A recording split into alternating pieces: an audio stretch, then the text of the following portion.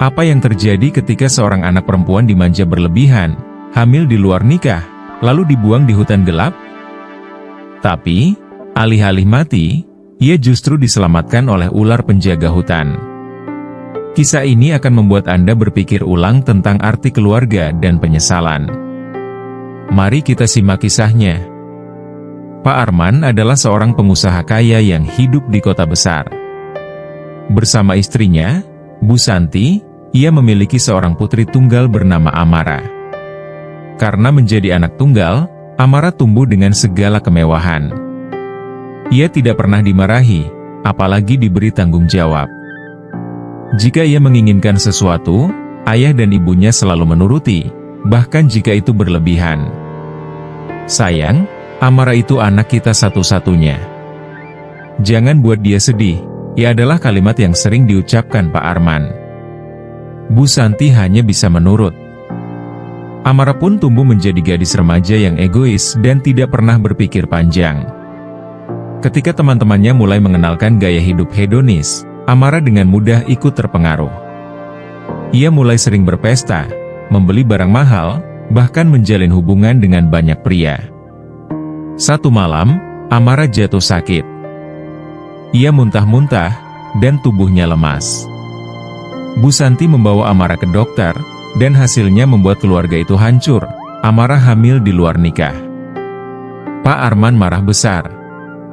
"Kau ini memalukan keluarga. Kau tidak tahu bagaimana orang-orang akan membicarakan kita," teriaknya. Amara mencoba menjelaskan, tetapi semuanya sia-sia. Pak Arman merasa harga dirinya sebagai orang kaya telah diinjak-injak. Bu Santi yang biasanya melindungi Amara kini hanya bisa menangis tanpa berani melawan suaminya. Beberapa minggu kemudian, setelah Amara melahirkan bayinya, Pak Arman membuat keputusan mengerikan. Ia membawa Amara dan bayinya ke sebuah hutan terpencil di malam hari. Amara menangis dan memohon ampun. "Ayah, jangan lakukan ini. Aku akan berubah. Tolong beri aku kesempatan." Namun, hati Pak Arman sudah tertutup.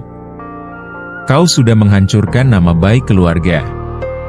Mulai sekarang, kau bukan anakku lagi." Pak Arman dan Bu Santi meninggalkan Amara dengan bayinya di tengah kegelapan hutan.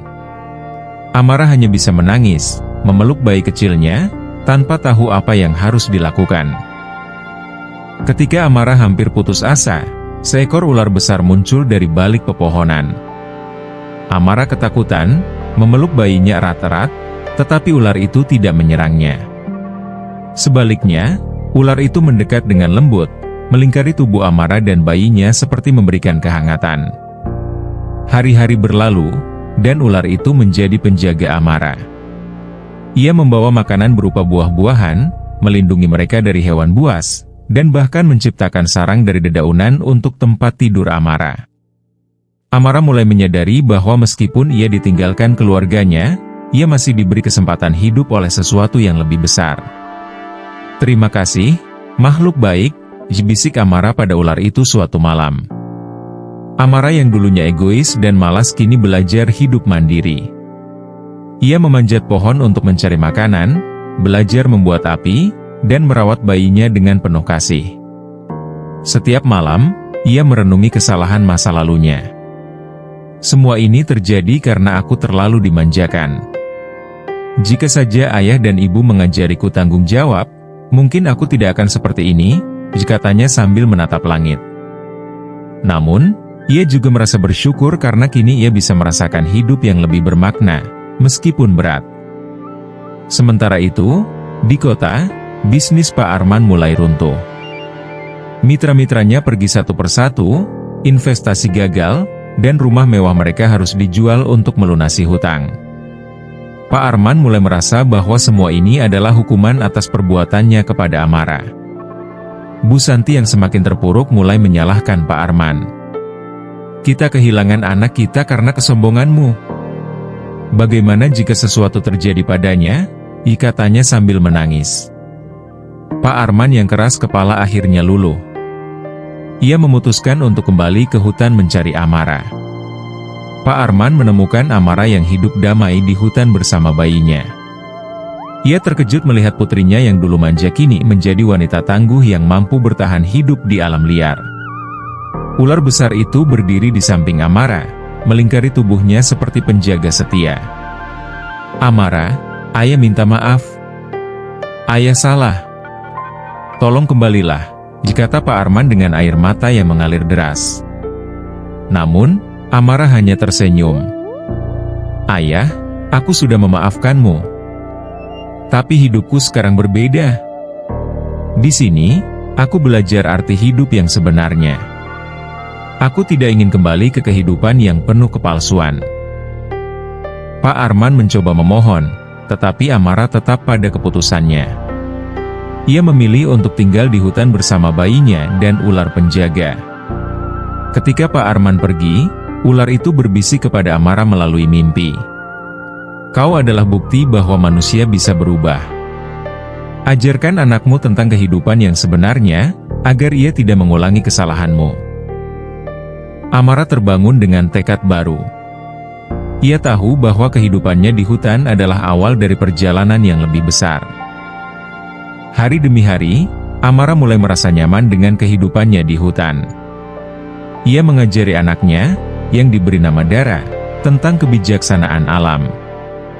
Dara tumbuh menjadi anak yang ceria, penuh rasa ingin tahu, dan dekat dengan ular penjaga yang dianggapnya sebagai teman. Kehidupan mereka sederhana, tetapi penuh kebahagiaan dan kedamaian.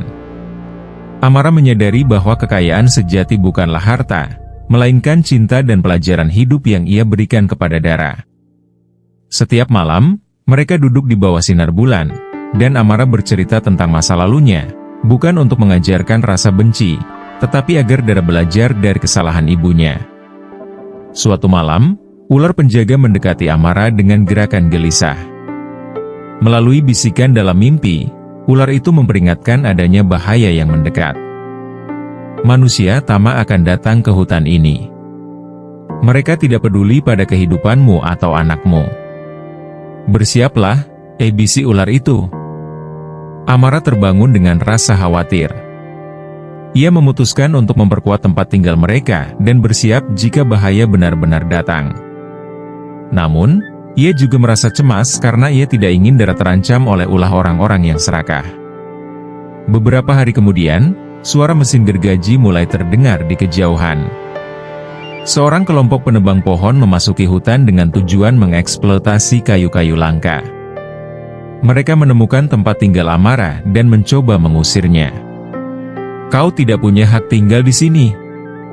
Ini hutan milik perusahaan kami," kata salah satu penebang. Amara mencoba melindungi Dara, tetapi mereka mulai merusak rumah sederhana yang dibangun dari ranting-ranting. Saat itulah ular penjaga muncul, melingkari tubuh Amara dan Dara, dan memperlihatkan wujudnya yang mengerikan. Para penebang ketakutan dan lari terbirit-birit, meninggalkan alat-alat mereka di belakang. Setelah insiden itu, ular penjaga menyarankan Amara untuk mencari cara agar hutan itu dilindungi.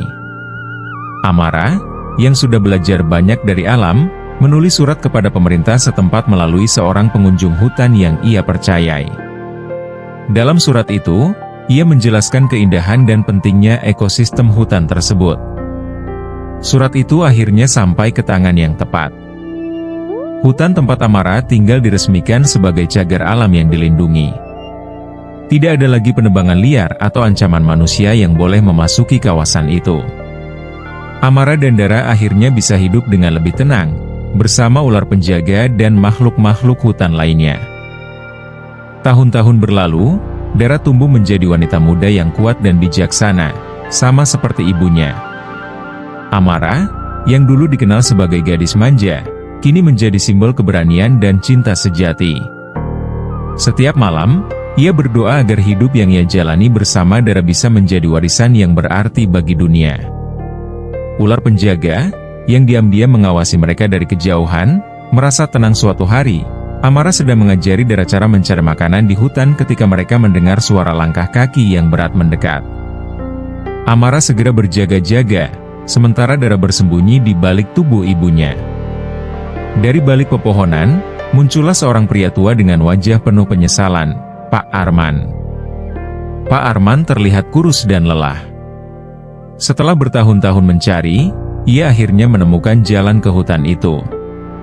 Dengan suara bergetar, ia berkata, Amara, ini ayah. Ayah datang untuk meminta maaf. Tolong izinkan ayah bertemu cucu ayah. Amara merasa hatinya bergejolak. Ia ingat bagaimana ayahnya meninggalkannya dengan kejam, tetapi ia juga sadar bahwa penyesalan ini mungkin tulus. Mengapa ayah baru datang sekarang, setelah semua yang terjadi? Apakah ayah datang karena benar-benar peduli, atau hanya ingin menenangkan hati ayah sendiri? Tanyanya tegas. Pak Arman jatuh berlutut, menangis di depan putrinya. Amara, ayah salah. Kesombongan dan rasa malu membuat ayah kehilanganmu. Tapi sejak saat itu, hidup ayah tidak pernah damai. Ayah hanya ingin kau tahu bahwa ayah menyesal dan mencintaimu, jawabnya. Saat itu, ular penjaga muncul, melingkari Amara dan Dara seperti biasa. Pak Arman mundur ketakutan, tetapi Amara menghentikannya. Ayah, ular ini adalah alasan aku dan anakku masih hidup. Dia lebih seperti keluarga bagiku dibandingkan siapapun yang pernah aku kenal. Ular itu, seolah mengerti pembicaraan mereka, tidak menunjukkan ancaman.